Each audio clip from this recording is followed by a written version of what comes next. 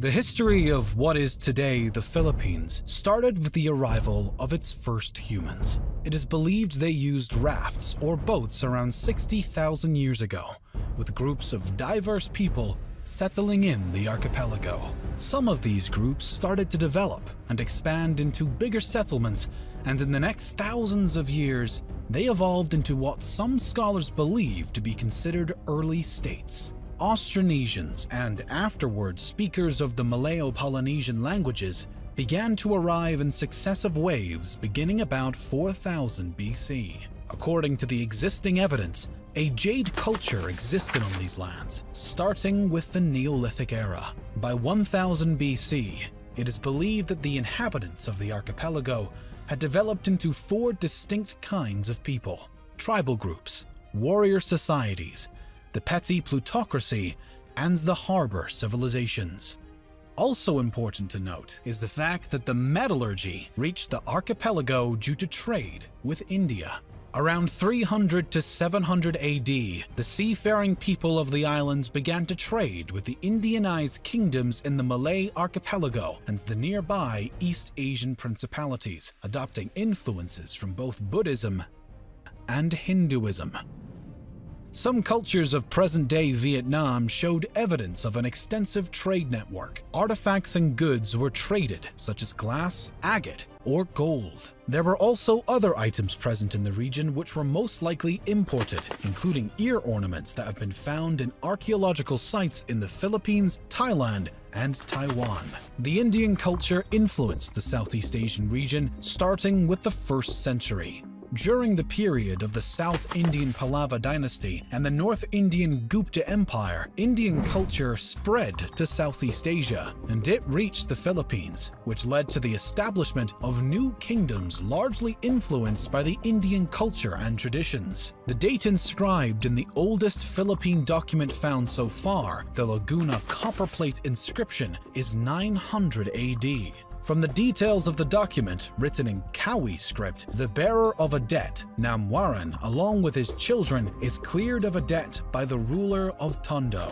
This is the earliest document that shows the use of mathematics in pre-colonial Philippine societies. A standard system of weights and measures is also demonstrated by the use of precise measurement for gold and other items, as well as in astronomy. From the various Sanskrit terms and titles seen in the document, the culture and society of the Manila Bay were that of Hindu Old Malay amalgamation, similar to the cultures of Java, Peninsular Malaysia, and Sumatra at the time. In the years leading up to 1000, there were already several maritime societies existing in the islands, but there was no unifying political state encompassing the entire Philippine archipelago. Instead, the region was divided into numerous semi-autonomous city-states under the rule of the plutocracy, while a number of states existed alongside the highland societies. These smaller structures alternated between being part of or being influenced by larger Asian empires like Maya Pahit. Around 1225, the nation of Mai, a Buddhist pre-Hispanic Philippine island state centered in Mindoro, flourished, attracting traders and shipping from the kingdom of Ryukyu to the Empire of Japan. Chao Jakua, a customs inspector in Fujian province, China, wrote the description of the barbarous peoples, describing trade with this pre-colonial state. Its people were noted for their honesty in trade. Much of what is now Indonesia was ruled by the Hindu Maya Pahit Empire. During the 1300s, this empire ruled over Luzon Island and the Sulu archipelago. As more and more influence was on these islands, skirmishes and battles also existed. Some local tribes were waging incessant guerrilla warfare against them. Eventually, the kingdoms of Luzon regained independence from Maya Pahit after the Battle of Manila 1365. Sulu also re-established independence, and in vengeance, assaulted the Maya Pahit province of Brunei before a fleet from the capital drove them out. The start of the Islamic era in Indonesia set the collapse of the Maya Pahites as its provinces eventually seceded and became independent sultanates. In 1380, Makhdoom Karim, an Arab trader born in Johor, arrived in Sulu from Malacca and brought Islam to the Philippines. Additionally, Sharif ul Hashim, an Arab Muslim explorer, established the Sultanate of Sulu by converting its previous ruler, the Hindu king Raja Baguinda, to Islam and then marrying his daughter. The Sultanate of Maguindanao rose to prominence at the end of the 15th century. Meanwhile, the religion was introduced to the area by Muslim missionaries and traders from the Middle East, Indian, and Malay regions who propagated Islam to Sulu and Maguindanao. As before, when Buddhist and Hindu cultures influenced the archipelago, the same case happened with the Muslim culture. Upon the secession of Brunei from the Maya Pahit Empire, they imported the Arab emir from Mecca, Sharif Ali, and became an independent sultanate. The new religion started to grow roots in the Philippines through conquest and conversion of local leaders in the next decades. Moreover, Islam was further strengthened by the arrival to the Philippines of traders and proselytizers from Malaysia and Indonesia. In 1521, the Spanish reached the archipelago through the expedition around the world led by Portuguese-born Spanish explorer Ferdinand Magellan.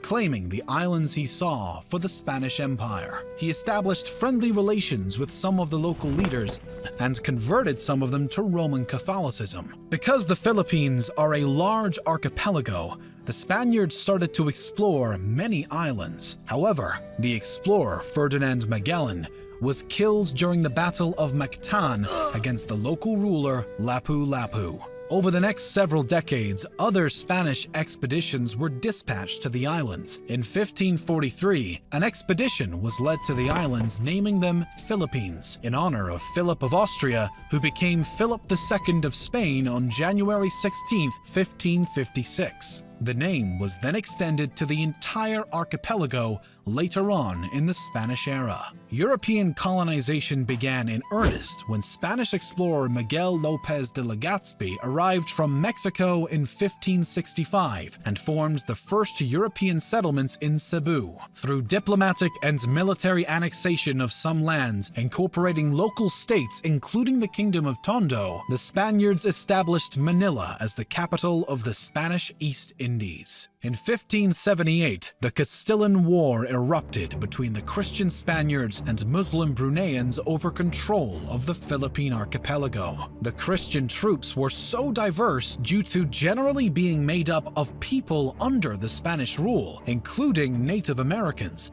namely Aztecs, Mayans, and Incans, who were gathered and sent from Mexico and South America to be led by Spanish officers that had worked together with native Filipinos in military campaigns across Southeast Asia. The Muslim side was also very diverse though. They were supported by the Ottoman Empire, with their troops consisting of Malay warriors and expeditionary forces sent by the Ottomans, which included mainly Turks, Egyptians, Swahilis, Somalis, Indians, and others. The conflict ended with a status quo antebellum. Just 20 years after the conquest of Luzon, remarkable progress existed in the work of colonization of the islands and the spread of Christianity.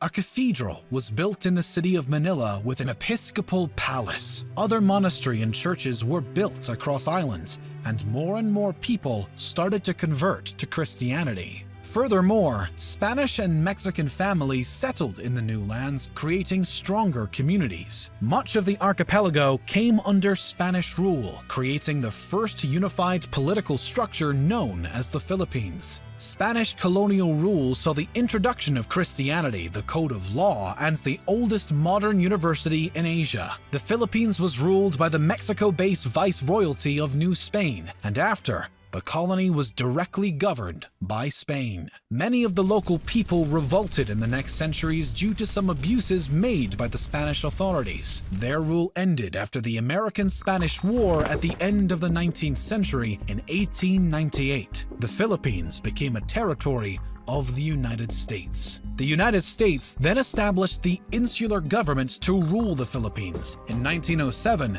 the elected assembly was set up with popular elections. The US promised independence in the Jones Act to the country, and the Philippine Commonwealth was established in 1935 as a 10-year interim step period to full independence. But before gaining total freedom, in 1942, during World War II, the Philippines was occupied by Japanese forces. By 1945, the US liberated the Philippines, and the Treaty of Manila in 1946 established an independent Philippine Republic. The period of their independence was marked by internal skirmishes and a smaller period of dictatorship, but also huge progress and development, with Manuel Roxas becoming the first president of the Independent Republic of the Philippines. The United States seceded its sovereignty over the Philippines on July 4, 1946, as scheduled. However, the Philippine economy remained highly dependent on United States markets. Roxas died suddenly of a heart attack in April 1948, and the Vice President Elpidio Quirino ruled the country until 1953. Some communist partisans existed in the islands, but were defeated in the 50s. Additionally, an important event happened in the middle of the 1960s. Ferdinand Marcos took power in 1965 and ruled until 1986. This era included the final years of the Third Republic from 1965 to 1972, and the Philippines under martial law 1972 to 1981. His reign was marked by dictatorship and instability. In 1986, Ferdinand Marcos was removed from power and replaced by Maria Corazon Aquino. Up to the present day, 5 other presidents ruled the Philippines.